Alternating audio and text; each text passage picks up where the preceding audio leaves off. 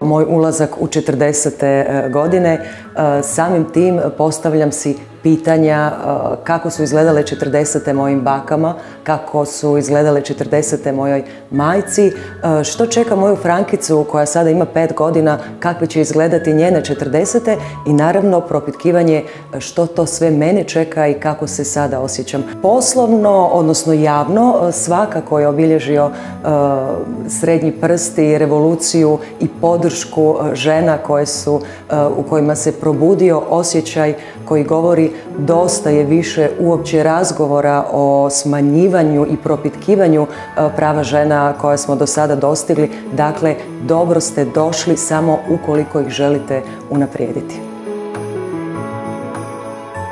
Ono zbog čeg sam iznimno sretna da u našoj lijepoj domovini ima puno više onih pristojnih, jednostavnih ljudi, žena koji razmišljamo jednako.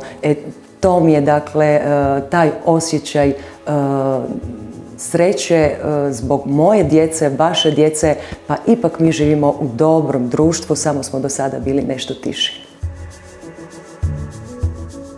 Moje prijateljice zagrliti bez straha na ulici. Želim poljubiti mamu, sestru bez maske na licu. Želim okupiti ekipu privatno, a da ne brojimo da li nas je 10 ili prelazimo brojku od 10.